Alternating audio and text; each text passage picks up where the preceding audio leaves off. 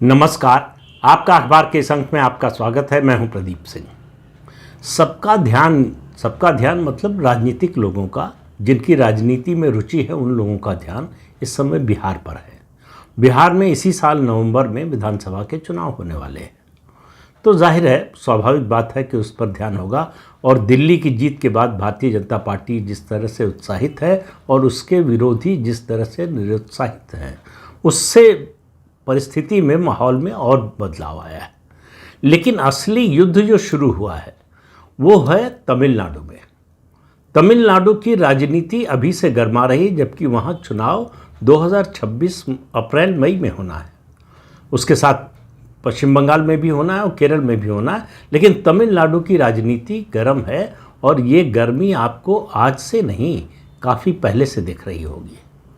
जिस तरह से एम.के. स्टालिन और उनकी पार्टी द्रविड़ मुनेत्र कड़गम ने अभियान चलाया सनातन के खिलाफ। दरअसल स्टालिन को अब एंटी इनकम्बेंसी सता रही है, तो उनको एक ऐसे मुद्दे की ज़रूरत है जिससे वो दो स्तर पर लड़ाई लड़ सके। उनको टू फ्रंट वॉर लड़नी है। पहला, स्थानीय स्तर पर यानी राज्य स्तर पर अन्ना द्रमुक से और उसके जो भी साथी बने उनसे, और दूसरा केंद्र सरकार से। केंद्र सरकार से लड़ाई लड़कर वो अपने को विक्टिम दिखाना चाहते हैं। केंद्र सरकार से लड़ाई लड़के वो अपनी तमिल अस्मिता का जो उनका हथियार है, द्रमुक जब से बनी 1849 में बनी थी और 1967 में पहली बार कांग्रेस पार्टी हारी थी। उसके बाद कभी लौटकर कांग्रेस पार्टी आई नहीं। उस समय कामराज के नेतृत्व में कांग्रेस पार्टी चुनाव में गई थी और कांग्रेस से राजा जी सी राजगोपालाचारी निकल गए थे। उन्होंने अलग पार्टी बनाई और गठबंधन बनाया, कांग्रेस को हरवा दिया। सत्ता आई द्रमुक की और द्रमुक के मुख्यमंत्री बने सी.एन. अन्नादुरई। तो उन्होंने एक बात को समझ लिया। आपको याद होगा कि हिंदी विरोधी आंदोलन तमिलनाडु में बड़े जोर शोर से चला था, खासतौर से 1968 में। और उससे पहले जो है, इसी हिंदी विरोध के कारण राज्यों का जो पुनर्गठन हुआ वो भाषा के आधार पर हुआ। 1956 में राज्य पुनर्गठन आयोग बना था, उसकी सिफारिशों के आधार पर अलग अलग राज्य बने, अलग अलग भाषा के आधार पर। 1967 में सत्ता में आने के बाद 1968 में सी अन्नादुराई की सरकार ने जो प्रस्ताव पास किया विधानसभा में, वो केंद्र सरकार के प्रस्ताव के विरोध में था। केंद्र सरकार ने संसद से प्रस्ताव पास किया था कि पूरे देश में 3 लैंग्वेज फार्मूला, त्रिभाषा फार्मूला लागू होगा, जिसमें हिंदी अंग्रेजी 2 विषय होंगे। उसके अलावा स्थानीय भाषा, जो राज्य की भाषा है, मातृभाषा है, वो पढ़ाई जाएगी। इसको रिजेक्ट किया तमिलनाडु ने, सी.एन. अन्नादुरई की सरकार ने, और कहा कि हम 2 लैंग्वेज फार्मूला पर काम करेंगे। तो अंग्रेजी और तमिल, यही 2 भाषाएं पढ़ाई जाएंगी। उनका कहना था कि ये 3 लैंग्वेज फार्मूला एक तरह से पूरे देश में समानता लागू करने और हिंदी थोपने की कोशिश है। तब से ये युद्ध चल रहा है। चूँकि सरकार, उस समय की केंद्र सरकार ने चुप्पी साध ली, इस पर कुछ नहीं किया, तो ये विवाद आगे बढ़ा नहीं। लेकिन भाषा को अपना राजनीतिक हथियार लगातार दोनों द्रविड़ पार्टियाँ, द्रमुक और अन्ना द्रमुक, दोनों, इसमें कोई पीछे नहीं था। जो सत्ता में रहता था वो ज़्यादा उग्र दिखाई देता था, जो विरोध में था वो भी उग्र दिखता था, लेकिन सत्ता से बाहर होने के कारण उसकी बात उतनी सुनी नहीं जाती थी। अब जो नया विवाद पैदा हुआ है वो है न्यू एजुकेशन पॉलिसी को लेकर। न्यू एजुकेशन पॉलिसी में केंद्र सरकार ने फिर से ये व्यवस्था की है कि 3 लैंग्वेज फार्मूला लागू होगा, लेकिन एक बड़े अंतर के साथ। इसमें यह कहा गया है कि हिंदी अनिवार्य नहीं होगी इन 3 भाषाओं में। आप जो है कोई भी 3 भाषाएं, भारतीय भाषाएं, अंग्रेजी के अलावा बाकी 2 कोई भी भारतीय भाषाएं पढ़ा सकते हैं। तो हिंदी थोपने का जो आरोप था वो तो बनता नहीं था, लेकिन मुद्दा तो वही बनाना था एम.के. स्टालिन को।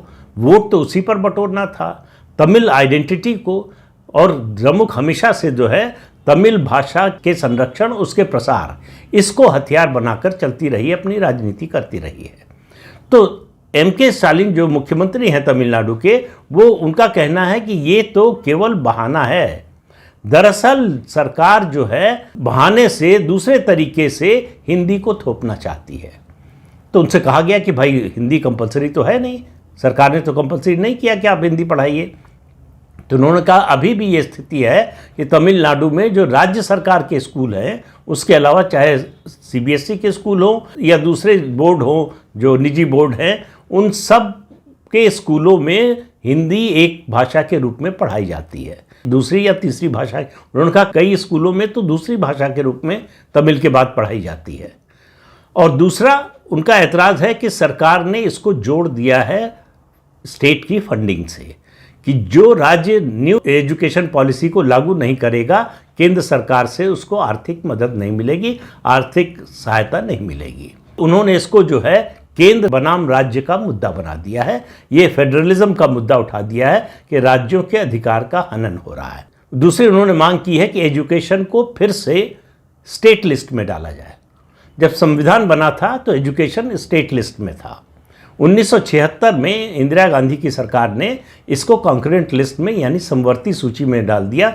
समवर्ती सूची में डालने का मतलब है कि ऐसा विषय जिस पर राज्य सरकार और केंद्र सरकार दोनों कानून बना सकते हैं, और दोनों में अगर क्लैश होगा दोनों के बनाए कानूनों में, तो जो केंद्र सरकार का जो कानून होगा वो प्रिवेल करेगा। डीएमके इसी को ख़त्म करना चाहती है। दरअसल डीएमके इस भाषा के मुद्दे पर बाद में आई है। पहले उसने शुरू किया, आपको उदयनिधि स्टालिन का बयान याद होगा, आपको ए राजा का बयान याद होगा, आपको दयानिधि मारन का बयान याद होगा। इन सब नेताओं, उसके अलावा डीएमके के तमाम नेताओं के बयान जिन्होंने सनातन धर्म के बारे में अनाप शनाप बातें कही, बीमारी बताया, इसको समूल नष्ट कर देना चाहिए, ये सब किया। जब नए संसद भवन में लोकसभा में शेंगोल की स्थापना हुई, उसका विरोध किया, और हर मुद्दे पर यह बताने की कोशिश की कि केंद्र सरकार तमिल भाषा और तमिलों के खिलाफ है। और प्रधानमंत्री की लगातार कोशिश हुई तमिल भाषा को सम्मानित करने की, तमिल भाषा का गुणगान करने की। उन्होंने तमिलनाडु और उत्तर भारत को जोड़ने के लिए काशी तमिल संगमम की परंपरा शुरू की, जो चल रही है। इस सब से एमके स्टालिन को बड़ी परेशानी है।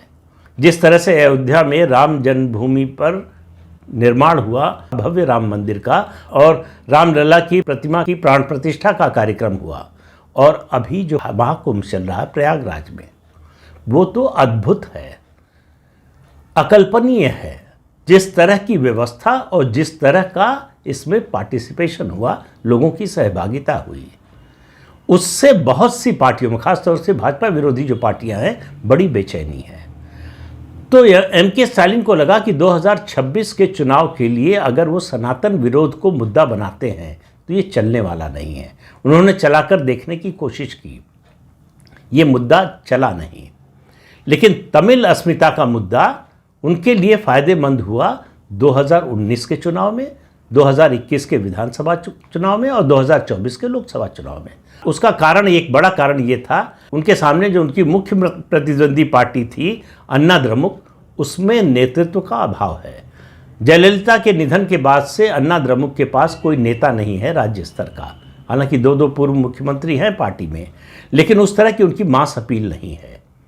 उसका फ़ायदा द्रमुक को मिला और वो सत्ता में आने में कामयाब रहे। लेकिन अब एंटी इनकम्बेंसी सता रही है। उसके अलावा स्टालिन को अपने बेटे को स्थापित करना है, उसको वो उदयनिधि स्टालिन को वो डिप्टी चीफ मिनिस्टर बना चुके हैं, एक तरह से घोषणा ही कर चुके हैं कि उनका राजनीतिक वारिस कौन होगा, अपने बेटे को वारिस घोषित कर चुके हैं। बीच में कुछ पार्टी के अंदर जरूर मरमरिंग हुई, कुछ लोगों ने ऐतराज़ किया, लेकिन बाद में सब शांत हो गया। सबको लगा कि 26 में चुनाव जीत जाएं, उसके बाद इस तरह की कोई बात करनी चाहिए, अभी बात करना पार्टी को नुकसान पहुंचाएगा। तो एमके स्टालिन को लग रहा है कि ये नई शिक्षा नीति के जरिए हिंदी को थोपा जा रहा है, और आरएसएस और बीजेपी इसके जरिए दक्षिण भारत में और ख़ास तौर से तमिलनाडु में अपनी विचारधारा का विस्तार करना चाहते हैं, और इसको रोके बिना उनके लिए पॉलिटिकली सरवाइव करना मुश्किल होगा। तो वो लगातार जो है गोल पोस्ट बदल रहे हैं। पहले सनातन के विरोध में आए, अब भाषा के मुद्दे पर आए हैं, और नया अभी 1-2 दिन पहले से शुरू किया उन्होंने डिलिमिटेशन का मुद्दा उठाया है कि तमिलनाडु की सीटें कम हो जाएंगी, लोकसभा सीटों की संख्या कम हो जाएगी, जबकि इसका कोई तथ्यात्मक आधार नहीं है। सरकार सभी पार्टियों को ये आश्वस्त कर चुकी है कि उन राज्यों को जिन्होंने फैमिली प्लानिंग की स्कीम का, केंद्र सरकार की जो योजना थी उसको लागू किया ठीक ढंग से और जनसंख्या नहीं बढ़ने दी, उनका नुकसान नहीं होने पाएगा। नुकसान नहीं होने पाएगा मतलब 2026 में आपको मालूम है डिलिमिटेशन होना है, और डिलिमिटेशन आबादी के आधार पर सीटों की संख्या तय होनी है, जो आखिरी बार 1971 में हुई थी। 1971 के बाद से कोई सीटों की संख्या में कोई बढ़ोतरी नहीं की गई है आबादी के। उसके बाद से जनगणना जरूर हुई, लेकिन आबादी के आधार पर लोकसभा और विधानसभा की सीटों में कोई फेरबदल, उनकी संख्या में कोई फेरबदल नहीं हुआ। भौगोलिक क्षेत्र में जरूर फेरबदल हुआ। अब वो मुद्दा बनाना चाहते हैं कि ये दक्षिण के राज्यों ने चूंकि इस नीति का ठीक से इम्प्लीमेंटेशन किया, तो उसकी वजह से उनको एक तरह की सजा दी जाएगी। केंद्र सरकार ने स्पष्ट किया है कि संख्या बढ़ेगी, सबकी बढ़ेगी। दूसरा, वो प्रोपोर्शन, वो अनुपात कायम रहेगा। मैंने पहले भी एक वीडियो में कहा था कि जैसे अभी 80 सीटें हैं उत्तर प्रदेश में लोकसभा की, तमिलनाडु में 29 + 1 पांडिचेरी को मिला दें तो 40 सीटें हैं, यानी तमिलनाडु पांडिचेरी से दुगनी सीटें हैं उत्तर प्रदेश में। मान लीजिए उत्तर प्रदेश की सीटों की संख्या, एक केवल अनुमान की बात है, तर्क के लिए कह रहा हूं, 160 हो जाती है, तो तमिलनाडु और पांडिचेरी की सीटों की संख्या 80 हो जाएगी। अनुपात वही बना रहेगा, अंतर वही बना रहेगा। ऐसा नहीं है कि उत्तर प्रदेश में आबादी ज़्यादा है, वहाँ सीटें गैर अनुपातिक रूप से ज़्यादा हो जाएंगी और तमिलनाडु में कम हो जाएंगी। उनके उस मुद्दे में दम नहीं है, लेकिन वो जैसे डूबता हुआ आदमी तिनका खोजता है, हाथ पैर मारता है कि कुछ हाथ में आ जाए, उस तरह से एम के स्टालिन मुद्दे की तलाश में है। उनकी समस्या कई कोणीय है, बहुकोणीय समस्या से जूझ रहे हैं। एक एंटी इनकम्बेंसी से, दूसरा बेटे के भविष्य को लेकर चिंता, तीसरी चिंता उनकी यह है कि तमिलनाडु में भारतीय जनता पार्टी का लगातार उभार हो रहा है। भारतीय जनता पार्टी कोई बहुत बड़ी चैलेंजर डीएमके की नहीं बन पाई है, लेकिन परसेप्शन के लेवल पर वो अन्ना द्रमुक से ज़्यादा मजबूत दिखाई दे रही है। ज़मीन पर अन्ना द्रमुक ज़्यादा मजबूत है, उसका संगठन है, स्थानीय स्तर पर उसके नेता हैं, उसका वोट बैंक है। पिछले चुनाव में यानी 2024 के लोकसभा चुनाव में बीजेपी को 11% वोट मिला है, जबकि अन्ना द्रमुक से उसका अलायंस नहीं था, गठबंधन नहीं था।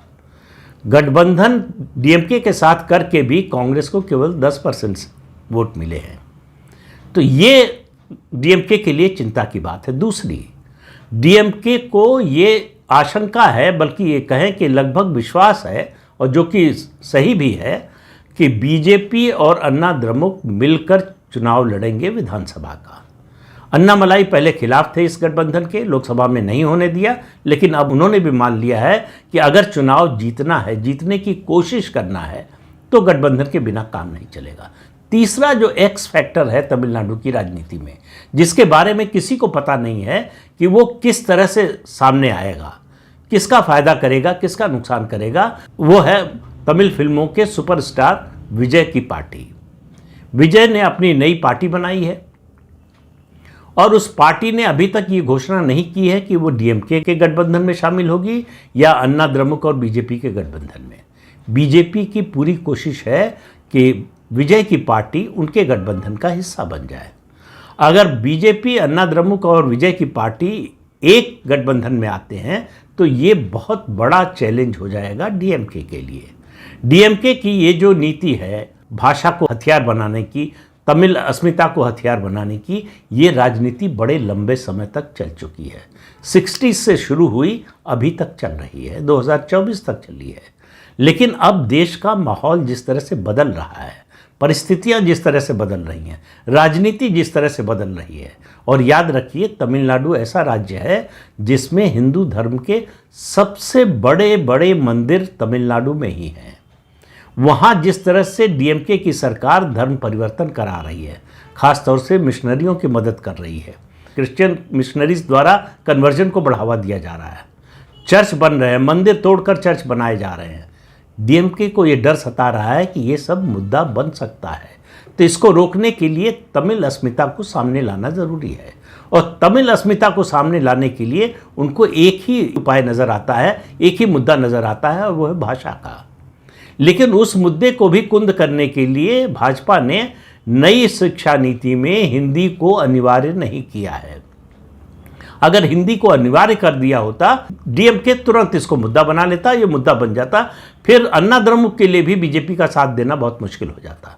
तमिल भाषा के एक बहुत बड़े कवि हुए हैं तिरुवल्लुर, उन्होंने लिखा है, तमिल में, जाहिर है तमिल में लिखा है, उसका हिंदी अनुवाद जो है, उन्होंने लिखा है कि जैसे दुनिया रहती है वैसे रहना ही बुद्धिमत्ता है।